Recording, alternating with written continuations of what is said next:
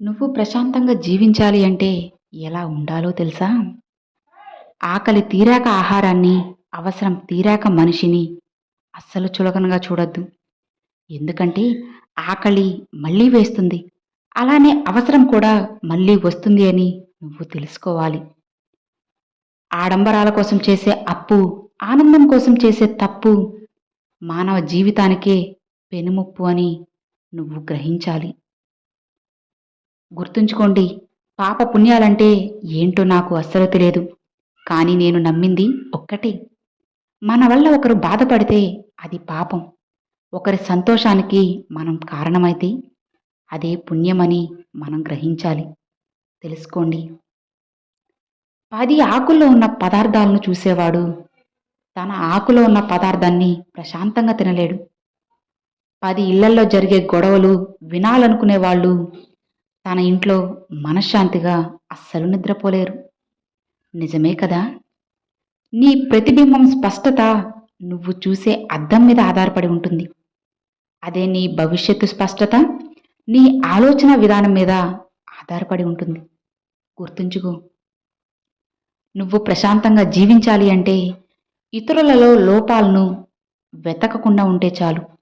అప్పుడే నువ్వు సంతోషంగా, ప్రశాంతంగా ఉండగలవు. అర్థమైందా? నీ వెనుక నీ గురించి తప్పుగా మాట్లాడుకునే వారి గురించి అస్సలు ఆలోచించకు. ఎందుకంటే వాళ్ళ స్థానం ఎప్పుడూ కూడా నీ వెనకే ఉంటుంది అని నువ్వు గుర్తుంచుకోవాలి. ఎప్పుడైనా సరే నిజమైన బంధువులు ఎవరో తెలుసా? సత్యమే తల్లి, జ్ఞానమే తండ్రి, ధర్మమే సోదరుడు, దయే స్నేహితుడు, శాంతమే భార్య, ఓర్పే మన పుత్రుడు. ఈ ఆరుగురే మనిషికి నిజమైన బంధువులు. అసలు నమ్మక ద్రోహం అంటే ఏంటో మీకు తెలుసా?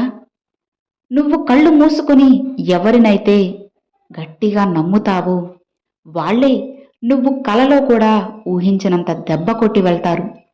జాగ్రత్త. అందుకే ఎవరిని కూడా అస్సలు గుడ్డిగా నమ్మకండి. మీ పని మీరు చేసుకుంటూ వెళ్ళండి. ఒకరి మీద అస్సలు ఆధారపడకూడదు. గొప్ప వాళ్ళందరూ మన వాళ్ళైతే బావుండు అని అనుకుంటాం. కానీ అదే మన వాళ్ళు, మన బంధువులు గొప్పవాళ్ళైతే మాత్రం అస్సలు తట్టుకోలేము. మనసులోనే వాళ్ళని తిట్టుకుంటాము. మనిషికి పొగరు ఉన్నా పర్వాలేదు, కానీ నటన అస్సలు ఉండకూడదు. కలుపుగోలుగా ఉండకపోయినా పర్వాలేదు, కానీ కల్తీ స్వభావం అనేది అస్సలు ఉండకూడదు. ఎప్పుడైనా సరే తాళంతో పాటు తాళం చెవి కూడా తయారు చేయబడుతుంది.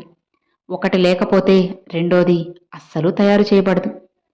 అలానే పరిష్కారం లేకుండా ఒక సమస్యను భగవంతుడు సృష్టించే అవకాశమే అస్సలు లేదు. సమస్యను చూసి వెనకడుగు వేయకుండా ముందుకి ఒక్కసారి ప్రశాంతంగా ఆలోచించి చూడండి. ఖచ్చితంగా మీ సమస్యకు ఒక మంచి పరిష్కార మార్గం దొరుకుతుంది. అర్థమైందా? నలిగినంత మాత్రాన కరెన్సీ నోటు విలువేమన్నా తగ్గుతుందా? లేదు కదా. అలానే మనిషి ఓడిపోయినంత మాత్రాన జీవితం అక్కడితో ఆగిపోదు, ముందుకి సాగిపోతుంది. నీ నాలుకకు చెప్పు, తనకు తెలియని విషయాన్ని నాకు తెలియదు అని చెప్పమని. తెలియకపోయినా తెలిసినట్టు రంగు పూసి చెప్పొద్దు అని. అలా చెప్పడం వల్ల నువ్వే చిక్కుల్లో పడతావు. గుర్తుంచుకో. అందుకే నీ నాలుకకే గట్టిగా చెప్పు. అప్పుడు దానికే అర్థమవుతుంది ఎవరితో ఎప్పుడు ఎక్కడ ఎలా మాట్లాడాలో అని. కొందరి నాలుకలు నాగజముడు ముళ్ళు, దానికన్నా చాలా ప్రమాదకరమైనవి. వారి మాటలతో తూటాలకు అయిన గాయాలు అసలు ఈ జన్మకు కాదు కదా, మరు జన్మకు కూడా మనకి మానవు. అంటూ ఉంటారు కదా, దెబ్బ కన్నా కూడా మాట అనేది ఎంతో బాధ పెడుతుంది అని. అది ఎందుకే అంటారు. కొంతమంది దెబ్బలతో హింసిస్తే మరికొంతమంది మాటలతోనే మనల్ని చంపుకు తింటారు. నిజమే కదా. నోటికి ఏదొస్తే అది మాట్లాడే వాళ్ళకి నువ్వు దూరంగా ఉండడమే మంచిది. ఎందుకంటే అలాంటి వాళ్ళు ఎన్నేళ్ల బంధాన్నైనా సరే ఒకే ఒక్క మాటతో తెంచేస్తారు. అక్కడితోనే బంధాన్ని దూరంగా విసిరిపడేస్తారు. నిజమే కదా. ఎవ్వరూ నమ్మలేని కఠోరమైన నిజం ఏంటో తెలుసా? నీ టైం బాగున్నప్పుడు నువ్వు చేసే మిస్టేక్స్ కూడా చుట్టూ ఉన్న వారందరికీ జోక్‌లాగా అనిపిస్తుంది. అందరూ పడి పడి నవ్వుతారు. అదే నీ టైం అనేది బాగోలేనప్పుడు నువ్వు అందరూ నవ్వే జోక్ చేసినా సరే అది మిస్టేక్‌గానే తీసుకుంటారు. ఎంత విచిత్రమో కదా! అందుకే చుట్టూ ఉన్న వారిని ఒక్కసారి అనుసరించి, ఆలోచించి మాట్లాడడం మంచిది. అది మంచి విషయమైనా సరే, జోక్ అనుకున్న ఒక విషయమైనా సరే. జాగ్రత్తగా గుర్తుంచుకో. తేనెటీగ హృదయం ఎంత కఠినమైనా సరే, తాను పంచే తేనె ఈ సృష్టిలోనే తియ్యనిది. అంతకన్నా తియ్యనిది మరొకటి ఉండదు. నిజమే కదా! బగబగా మండే బాణుడి హృదయం ఎంత కఠినమైనా సరే, తాను పంచే వెలుతురు ఈ సృష్టికే ప్రాణం పోస్తుంది. ఉరుములు మెరుపులతో గడగడలాడించే మేఘం సైతం చల్లని చిరుజల్లుతో ప్రాణకోటికి ప్రాణం ప్రసాదించదా? మీరే ఆలోచించండి. అలానే కోపం ఉన్న మనిషిలోనే అధిక ప్రేమ ఉంటుంది. ఒక్కసారి వాళ్ళని అర్థం చేసుకుంటే అసలు వాళ్ళ ప్రేమ ఏంటో, వాళ్ళ మనసు ఏంటో అందరికీ తెలుస్తుంది. గుర్తుంచుకోండి. కోపం వెనక ఉన్న ప్రేమని తెలుసుకోండి.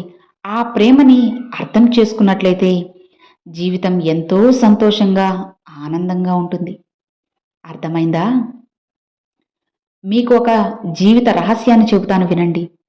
మనం ఎంత ఓపికతో ఉంటామో అంత అగ్రస్థానంలో ఉంటాం. ఎంత దూరంగా ఉంటామో మనకి అంత గౌరవం ఉంటుంది.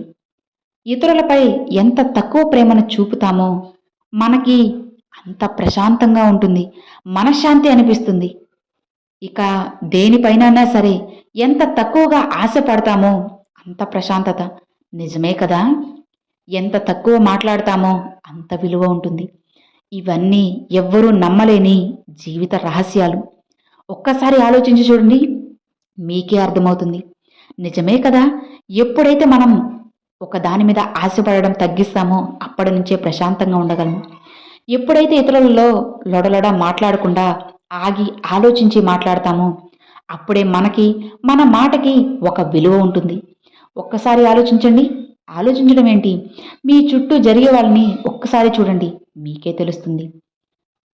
అప్పుడు మీకు అర్థమవుతుంది. అసలు జీవితం అంటే ఏంటో, జీవితం ఎలా ఉంటుందో మీకే తెలుస్తుంది.